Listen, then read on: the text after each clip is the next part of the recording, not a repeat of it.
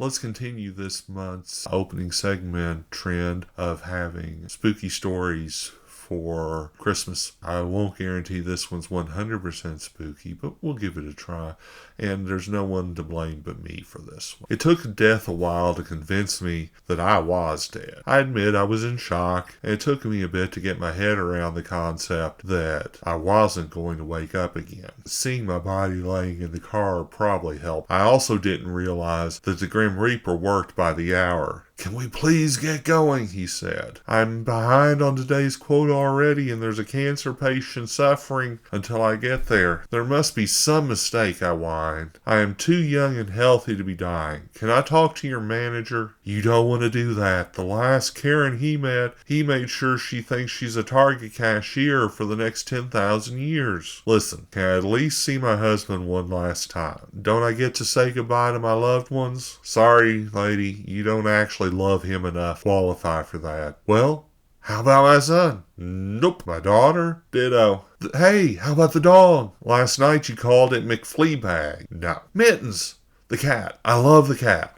Let's go see the cat. I want to go see the cat. Unfinished business to see the cat." "Okay, magic words, unfinished business. Let's go." He snaps his fingers and poof, we're at the house.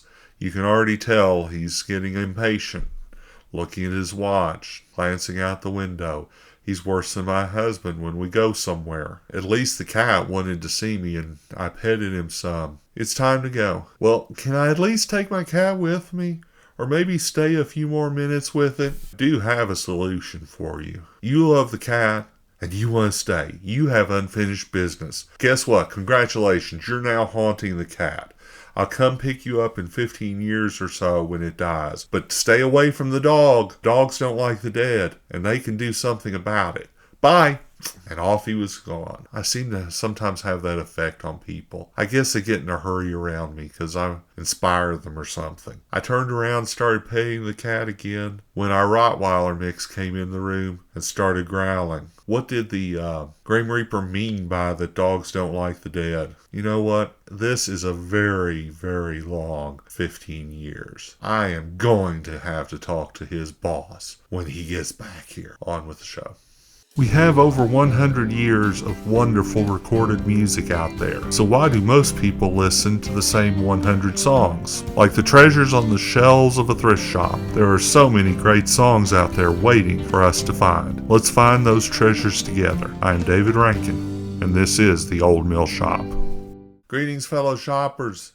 It's November 11th. Veterans Day for those in the U.S., Remembrance Day for those in other countries, and this is the Old Mill Shop. Our first segment will be the new albums of the month that you need to take a look at. The first is Palomino by First Aid Kit. These Swedish sisters are the songwriters behind one of my favorite songs, Silver Lining. I adore their work. They have slugged it through and tried to be as independent of the music industry as possible while still having a record label. Their parents have been supportive of them their whole time and helped them to create a career without having the disastrous crash that some people have at the start of a career. I've taken a listen. I wish they would have pushed the boundaries a little more on this album, but sometimes you appreciate something nice and stable, sweet, and easy to listen to. So take a listen to Palomino. I discovered a new group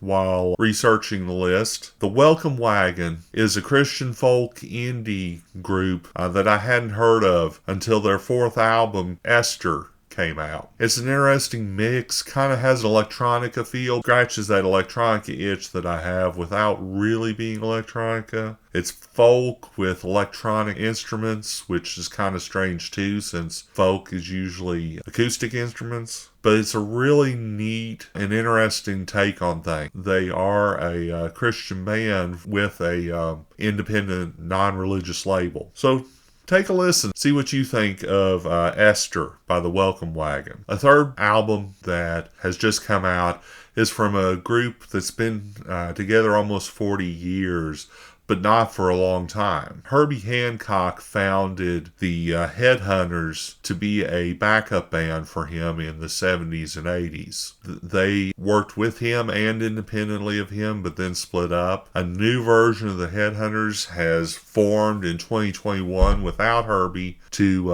release a new album, and out it is. Speakers in the House. It's not completely without sin, unfortunately. A few of the songs have the discord that is corrupting some modern jazz. I really am not a fan of discord in jazz, even though some people want to put anti-melodic toning rather than having a melody almost be an anti-melody and being discordant. I don't like that, but that's only a couple of the songs on the album. Most of the album is some nice standard jazz songs.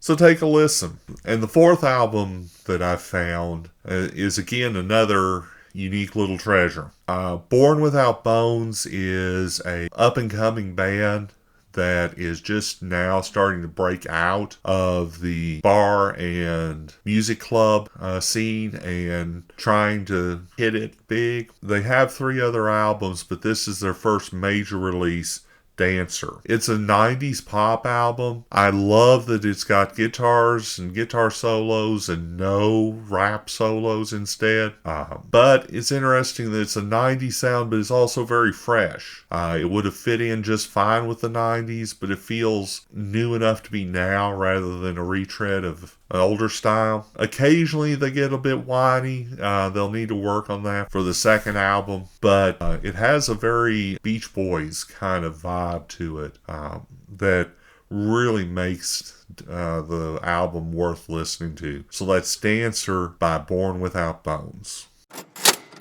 Today's 2-for-1 special, Paper Airplanes by Ruth B. Before we begin the 2-for-1 special, let's talk about the songs that we listened to this week. Monday, Vintage Corner was Green and Lucky Blues by Tampa Red. Tuesday was 50 Checks by Tom Wopat. Wednesday was Ka-Ching by Shania Twain. Thursday was Lucky That Way by Joe Walsh. And Friday was Lost Boy by Ruth B. So today we're going to talk about on the 2-for-1 special the song Paper Airplanes by Ruth B. I enjoy this little song. It's a nice, light little jazz-inspired number off of the movie soundtrack, A Jazzman's Blues. A Jazzman's Blues is a Netflix show being released soon that documents an interracial relationship in the south of the United States that doesn't go well. I haven't seen the movie itself because I happen not to have a Netflix account, but I'm sure that it's a well-made movie because it was at the Toronto International Film Festival, but I could have predicted the surprise ending at the start, having watched it, I think. We're not here for the movie review, we're here for the song review. And for the song review, Ruth B. is an excellent singer and has yet another good song on her hands. I can only hope for a long and sturdy career out of her. So let's listen to Paper Airplane by Ruth B.